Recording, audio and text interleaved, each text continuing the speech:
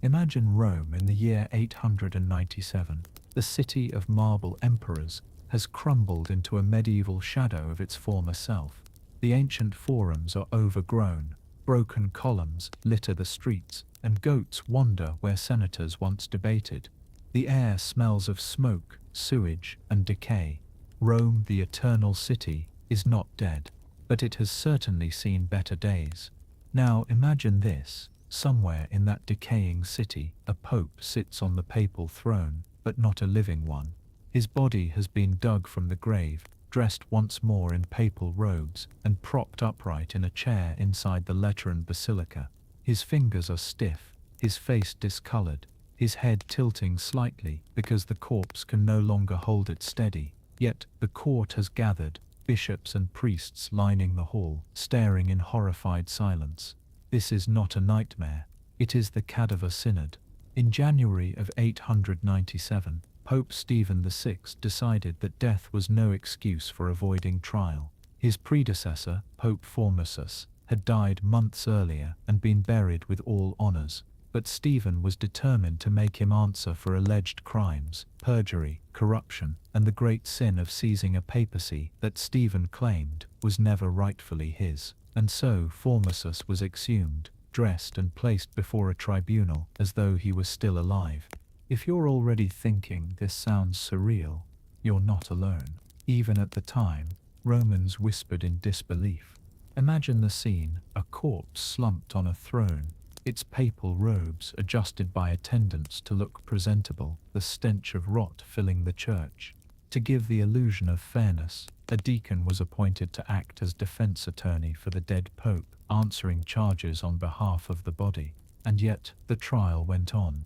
Pope Stephen VI sat across from his predecessor's corpse, shouting accusations at a man who could not respond. The court, full of clergy, watched in a mix of fascination and horror. Some nodded grimly, others squirmed. What could be more absurd than condemning the dead? And yet, in Rome, power was never just about law, it was theatre. Before we dive further into this tale of papal horror, let me pause just for a moment. If you're new here, this is Sleepy Survival, the place where we wander into strange corners of history, not in a rush, but slowly, softly, and with just enough detail to lull you to rest. If you enjoy this kind of storytelling, I invite you to gently like this video, subscribe to the channel, and perhaps leave a comment below. Tell me, where are you listening from tonight? I love knowing whether these stories drift across quiet bedrooms, late-night commutes, or headphones in faraway places. Now let us return to the corpse in the chair. Why would Pope Stephen VI do such a thing? Why drag a rotting predecessor from his tomb, only to humiliate him before the church? The answer lies in power. Foremost, even dead, represented a faction of Rome that Stephen needed to crush. By putting him on trial, Stephen was not merely punishing a rival, he was erasing his legacy, stripping away every decree, every ordination, every decision Formosus had ever made. If the dead man could be condemned, then the living allies who had benefited from him could be discredited too. But what of the Romans who witnessed this spectacle? For them, the Cadaver Synod was equal parts grotesque comedy and chilling warning. On one hand, it seemed absurd, a pope shouting at a corpse, a deacon stammering responses on behalf of a man long buried. On the other hand, it was terrifying. If death could not shield a man from trial, what hope did the living have? Picture it, the Lateran basilica, echoing with Stephen's voice, the corpse swaying slightly in its seat, attendants occasionally adjusting its robes to keep it upright. The crowd shifts uneasily, torn between obedience and revulsion. Outside, Rome itself stumbles on, goats grazing in ruined forums, while inside its most sacred halls, the church turns into a stage for macabre theatre. This was not a trial meant to discover truth. It was a trial meant to humiliate. Formosus was already beyond punishment, but Stephen wanted him disgraced, stripped even of the dignity of rest. The grave in Stephen's Rome was no escape.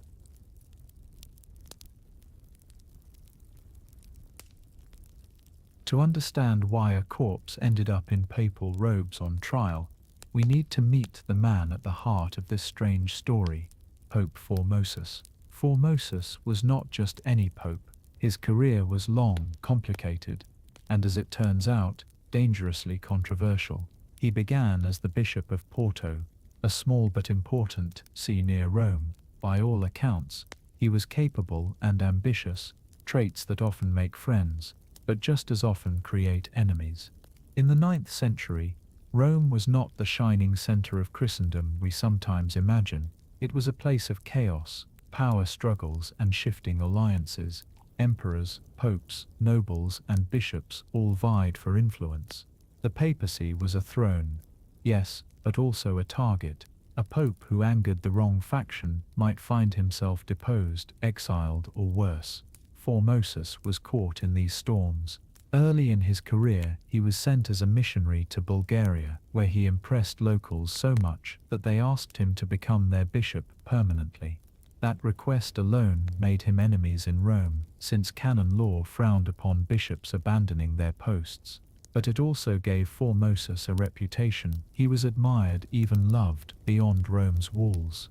In time, he became embroiled in even bigger politics, the rivalry between rival claimants to the Holy Roman Empire. Formosus supported Arnulf of Carinthia against other powerful contenders, including the notorious Spoleto family, who wielded immense influence in central Italy. This was dangerous. Aligning with one faction meant earning the hatred of another, and the Spoletans were not people to cross lightly.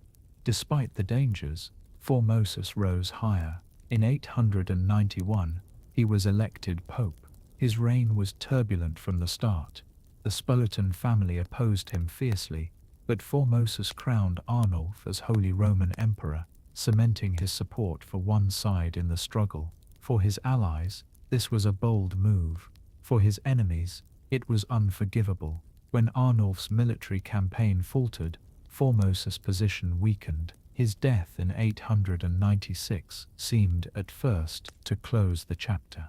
He was buried with honor, as popes were, but his enemies were not satisfied. Even in death, Formosus remained a symbol of opposition. The Spoletans, now influential in Rome, wanted him erased. This is where Stephen VI enters the story. Backed by the Spoletans, Stephen inherited not only the papal throne but also their grudge. For Stephen, Formosus's very memory was a threat. His decrees had placed allies in positions of power. His ordinations had appointed bishops and priests across Christendom. If Formosus's legitimacy stood, then so did theirs. If Formosus was condemned, all those ties could be cut. And so the dead man could not rest. His corpse became a pawn in living politics. Imagine the bitterness, a pope dead for less than a year. His body exhumed because the living still feared him, his skin grey, his bones stiff, yet his name still dangerous enough to bring down. Rome in the 9th century was a place where graves were no refuge, where a man's enemies could still drag him to court after the worms had already begun their work. For the Romans watching this unfold, the trial of Formosus was more than grotesque spectacle. It was proof of how unstable their world had become. If even the Pope, in death, could be stripped of dignity, what safety was left for ordinary men and women? This was who Formosus was, a bishop turned pope, ambitious, controversial, caught in the storms of empire and family feuds. His life made enemies powerful enough to chase him into death, and his corpse, poor, pitiful, slumping in its papal robes, became a stage upon which the living played out their grudges.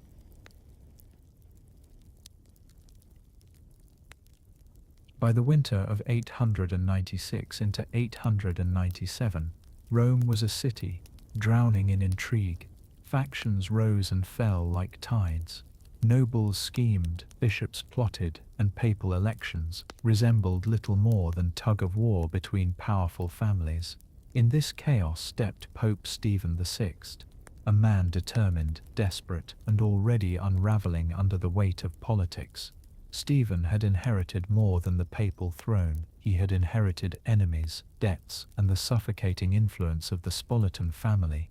These nobles had long hated Formosus for backing Arnulf of Carinthia over their own ambitions. For them, Formosus was not just a rival, He was an open wound, and even death could not heal it. Stephen, indebted to the Spolitans, made their hatred his own. But condemning Formosus while he lived was impossible. The man was already buried, his papal reign officially over. How do you punish a corpse? How do you erase a dead man's influence? For Stephen, the answer was chillingly simple. You exhume him, you dress him in papal robes once more, and you put him on trial before the whole church. And so the stage was set for one of the most grotesque spectacles in papal history, the Synodus Horrenda, the Cadaver Synod. Imagine the moment of decision.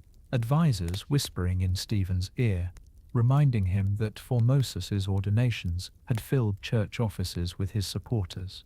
If his papacy could be declared illegitimate, those appointments would crumble, his allies cast down. With one act of theatre, Stephen could break an entire faction's power, and so orders were given.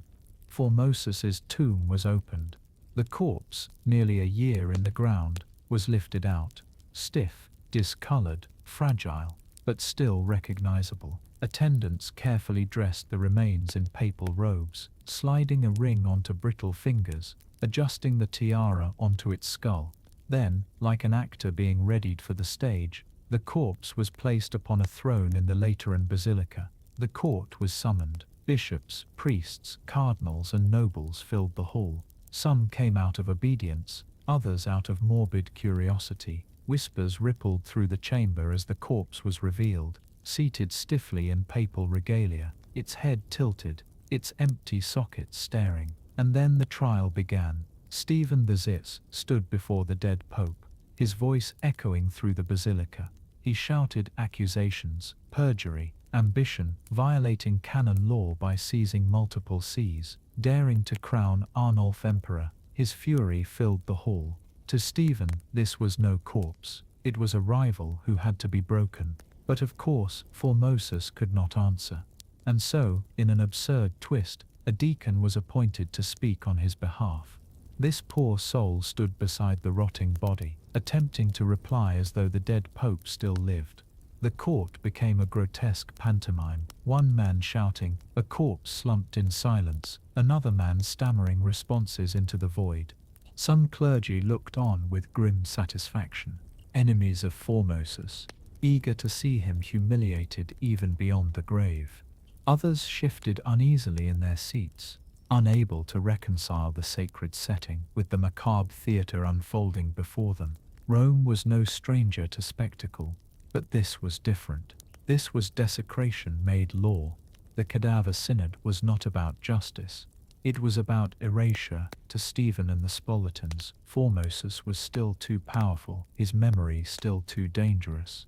If the corpse could be condemned, then everything he touched could be undone. And so the trial pressed on, every accusation hurled like a stone at a body that could not defend itself. Picture the scene, flickering torchlight illuminating papal robes that hung loosely on a corpse, the stench of decay masked by incense burners, bishops muttering, attendants occasionally straightening the body as it slumped in its chair. It was theatre of the absurd, but theatre with consequences. For every word Stephen spoke, every charge shouted, would ripple outward, rewriting the legacy of a man who had already faced his final judgment.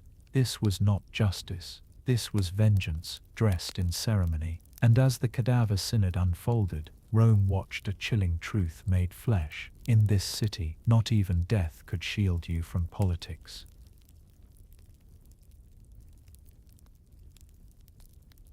The Cadaver Synod was no ordinary trial. It was not even an unfair trial. It was theatre, pure and grotesque, staged for vengeance rather than truth. Picture the Lateran Basilica on that winter's day in 897. Torches flicker against stone walls, heavy incense clouds the air, and the smell of decay clings despite all attempts to hide it.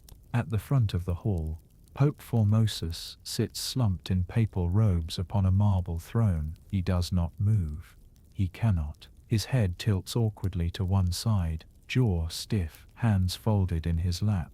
Yet this corpse is the defendant.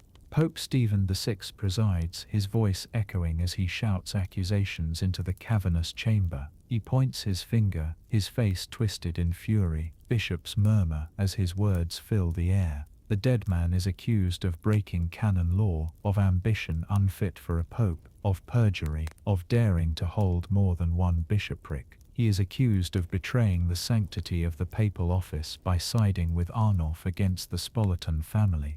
The charges fall like stones hurled into silence.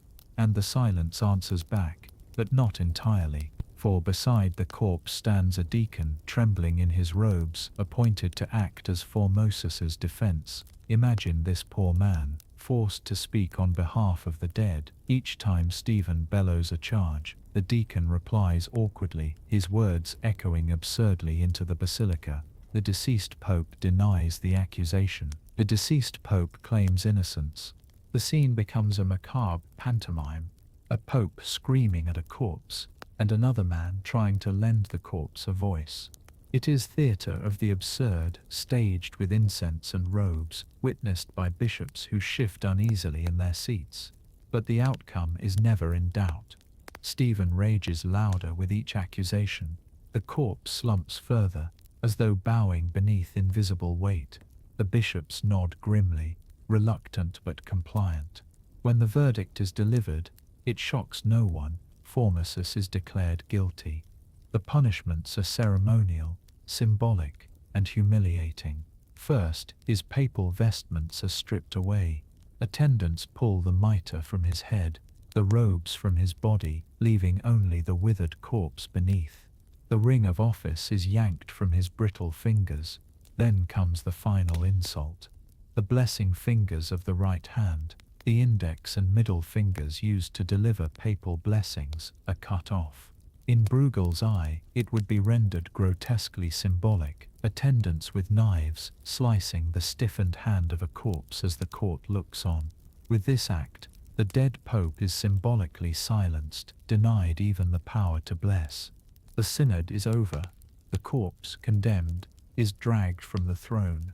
Once dressed in glory, it now lies stripped, mutilated, and disgraced before the court. Some spectators sigh with relief, others with unease. Even among the clergy, whispers spread, this has gone too far. Yet for Stephen and the Spartans, it is a victory. The decrees of Formosus are annulled, his ordinations voided, bishops he had appointed are stripped of office. His entire legacy, carved painstakingly across years, is undone in a single grotesque performance.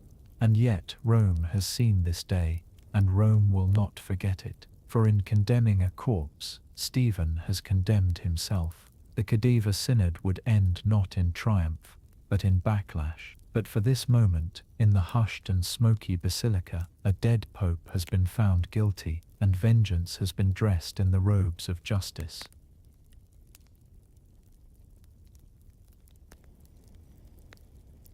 The trial was over. The verdict delivered. Pope Formosus, long dead, had been found guilty. His corpse, humiliated, stripped, and mutilated, was now of no further use to Stephen VI. And so came the final act of this grotesque theatre, disposal. The body was dragged unceremoniously from the throne and tossed aside. The papal robes were gone, the fingers of blessing severed. What once had been the vicar of Christ was now treated as nothing more than waste. Guards carried the remains through the streets of Rome. Crowds gathered, murmuring in horror. Even in a city used to violence and spectacle, this was too much. Finally, the corpse was cast into the Tiber River. The water swallowed him whole, carrying him downstream, away from the basilicas, away from the throne, away from the city that had dishonored him. But Rome whispered still. For some claimed that Formosus did not rest in the river. His body, they said, washed ashore, discovered by monks who gave him secret burial. Others believed miracles surrounded the desecrated pope, that even death could not silence his influence. In either case, the Cadaver Synod had gone too far. Public opinion turned swiftly against Stephen VI. The grotesque spectacle horrified the people of Rome. Even those who had disliked Formosus felt uneasy seeing a corpse abused in so sacred a space. Whispers grew into anger. Anger grew into revolt. By the summer of 897, Stephen's enemies had risen. He was imprisoned, stripped of his office, and strangled to death in his cell. The man who had condemned a corpse met his own violent end, proving that in Rome, vengeance was never far away. And so the Cadaver Synod became legend, a tale retold for centuries as one of the strangest chapters in papal history. Later popes annulled Stephen's verdict, restoring Formosus's reputation. His body, they said, was reburied with honor. The Church, embarrassed by the memory, tried to forget. But history does not forget so easily. The image of a pope shouting accusations at a corpse in a papal robe has lingered for more than 1,000 years, passed down as a warning of how far power and fear can drive the human spirit into absurdity. And so we close this tale where it began, in a city of ruins, where politics outweighed dignity, where death itself offered no escape. A corpse was tried.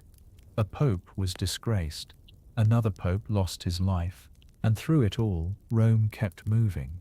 Goats wandering through broken forums, the Tiber rolling silently toward the sea. If there is a lesson in the Cadaver Synod, perhaps it is this: power is never content to let go. It will reach into tombs if it must, pulling bones from their rest, dressing them once more in robes, and parading them before the world. And yet, even such grotesque theatre cannot last forever. Close your eyes now and picture that silent basilica after the trial. The torches gutter out. The incense smoke fades. The throne is empty, save for a crooked mitre lying on the floor. Outside, the river glitters in moonlight, carrying away the last fragments of a pope who could not escape, even in death. History, like the Tiber, flows on. And tonight, you can let it flow past you, soft and distant, until sleep takes you gently downstream.